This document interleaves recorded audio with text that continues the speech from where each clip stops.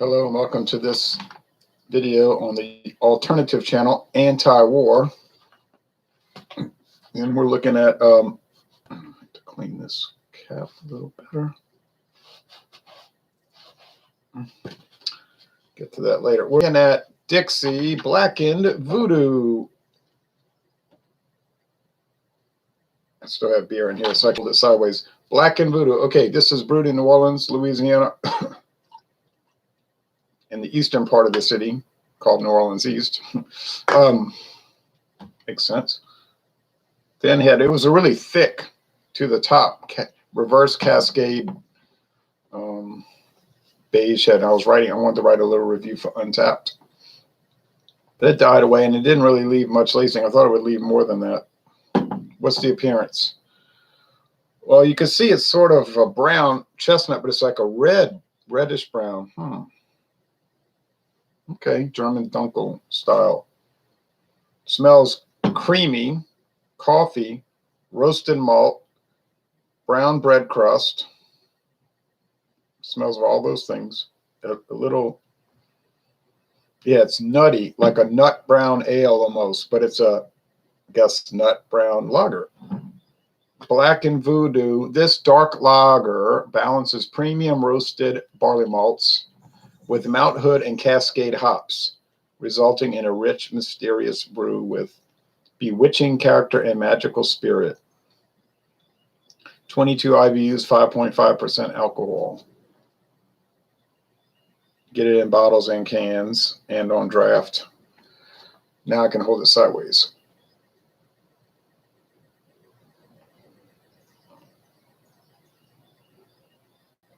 Dixie beer.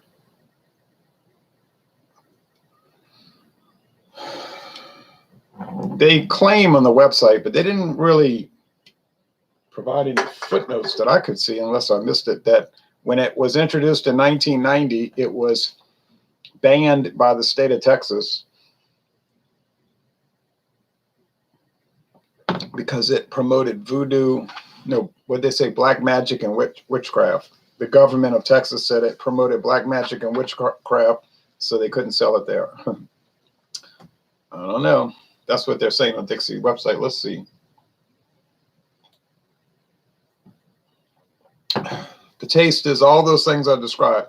If Smith's Nut Brown Ale, this is sort of like a thinner bodied version, but with a lot of the same rich flavors. Is it like Shiner Bock? No, this is a lot richer and more savory than Shiner Bock. This, I guess the only North American beer that I can think of that will come close to this will be the Modelo Negra. Modelo Negra, okay? 5.4%. This is 5.5. 22 IBUs. I can't remember Modelo Negra's IBUs. Around that, 22, 18 to 22, I'm pretty sure. Let's see. Dixie beer.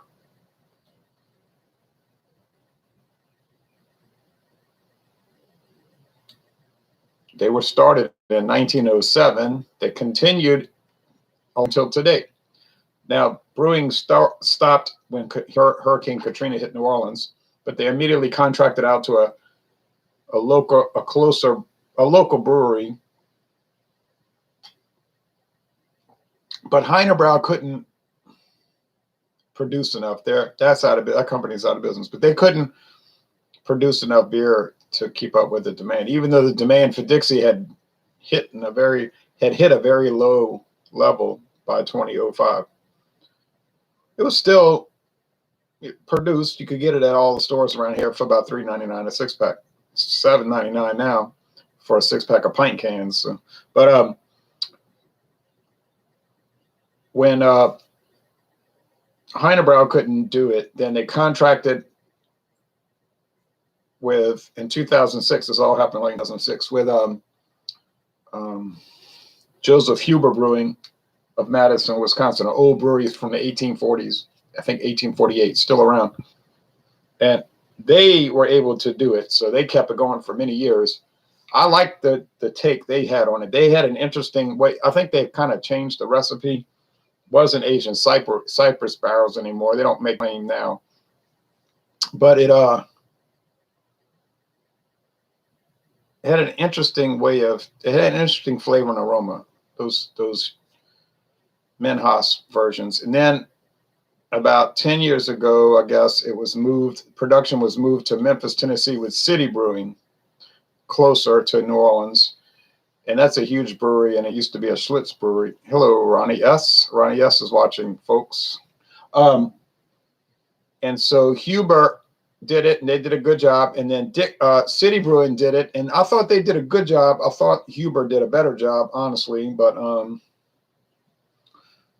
then in 2019, they kind of got the brewery finished up. I think they started doing test runs in the brewery. And then it officially opened in 2020. It's still open today. Can't take tours right now because of coronavirus. And now they're saying we have to wear a mask at work if we're out in the public. I didn't like that at all. Almost quit. I almost said I'm going to quit. But I said, no, we'll see. But of course, I'm going to be wearing stuff that's isn't going to be well received. But I'll show you what I have, because they say you can make a mask at home, right? Didn't they say that? So hold on.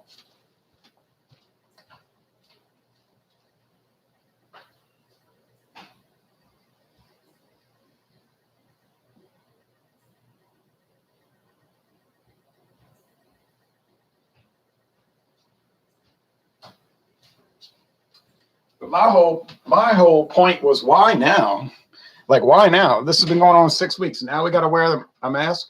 I was saying to somebody, I said to somebody this morning, I said, that's like telling me to wear a seatbelt after the car wreck's already occurred.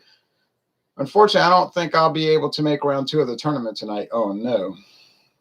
I might do a little preview on this channel, okay, in a little while. So stay tuned for that, okay? I might do that. I don't have anything else to do today. I'm going to clean the house next week. I'm going to try to cut the grass Saturday. It's going to be high when I cut it, though. Ooh. How many times have I cut it so far? 9? 9 times. But Saturday should be good weather. Today has been rainy. Not so bad, but rainy. Okay, I'll show you the mask.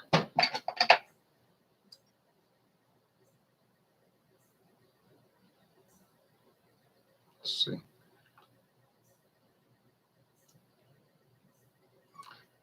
There's a sorry to hear you have to wear a mask. No mask for me. I don't like the idea. And if anybody asks me, I'll tell them I don't like the idea. I'm not going to bring it up. So I was going to wear this.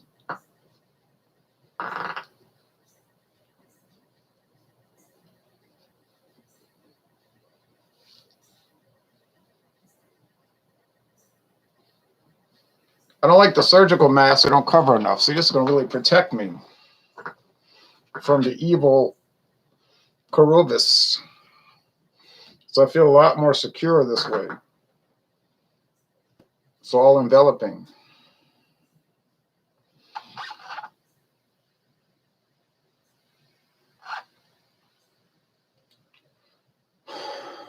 How do people breathe with these masks on?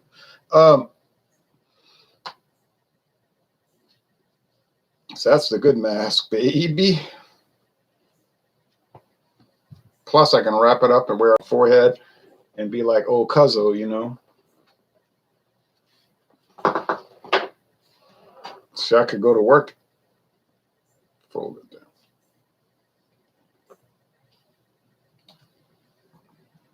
I could go to work like this. You know, what's up, cuz? You know, what's up, blood? You know, don't catch me slipping. I've seen people wearing those type of masks. They're called gang members. Oh yeah. Now they're called wise men. They know how to. They're called out of an abundance of caution. Hey, what's up, cuz? I'm trying to protect myself from the virus, man. Okay, so that's dual purpose. Then I could fold it up. Oh yeah, man. And I can go, and I got this. I am so resourceful, I think. That's from my upbringing. So like, this. So in my back pocket. Get it all nice and straight. You know, make sure people can see what I'm representing here. All right. So call me clever, call me Cuzzo. All right. Ronnie S says, laughing, don't forget your shank. Oh no, I always have it. All right, so anyway. So let's look at Dixie beer. You heard me. So you heard me. So let's see. Now they're saying these guys. Oh, here they go. Our history.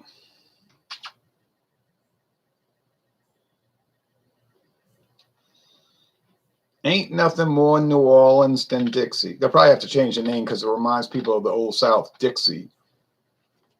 Some people are already doing that. Like there was some Dixie festival in some state, and they were like, oh, we can't call it that because, oh man, don't even get me started because I'll say the right thing, but people will think I'm saying the wrong thing. Okay,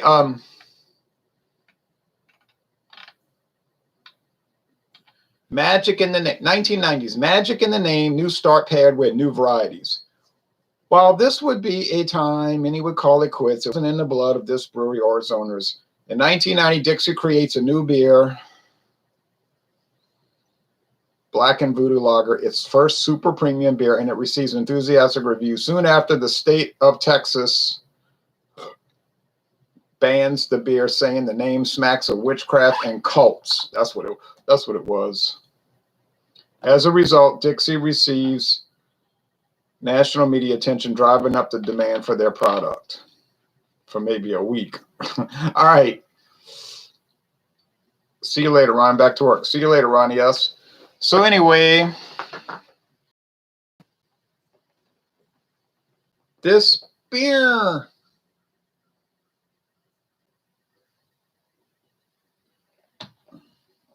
Blackened Voodoo. It's got nothing to do with voodoo. New Orleans really doesn't have anything to do with voodoo. People have asked me, do you know people that practice voodoo? That's tourist shops in the French Quarter that sell trinkets and claim they've got insights. And they're just trying to sell stuff to you. Okay, that's it. A bunch of overpriced knickknacks to hang in your house and make people think you're some kind of priestess. New Orleans voodoo is a tourist institution. It's like spicy food in Louisiana. Everybody down there eats spicy food. Wrong. Most people I know can't stand spicy food. They're like, it's too hot. So that's another tourist industry thing. Last night on Wild Card Wednesday, they were saying you in New Orleans, or was it some other hangout? I can't keep up. I said, well, actually, nobody says that. They just say New Orleans. They'll say New Orleans. Most people I know say New Orleans. I live in New Orleans. My sister lives in New Orleans. New Orleans. I don't think I ever heard anybody say that. New Orleans. I hear tourist things, and they'll have these shows made in Burbank, California, and it'll be NCIS New Orleans, and then they'll have people, trying to mimic a New Orleans accent or something. And it's like, yeah, we're here in New Orleans. We're here in New Orleans, darling. And it's like, yeah, you guys, welcome on down here to New Orleans. New Orleans.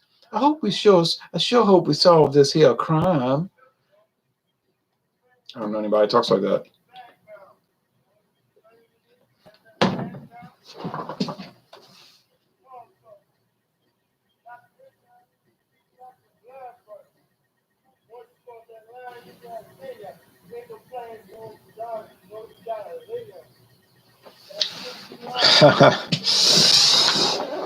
No comment.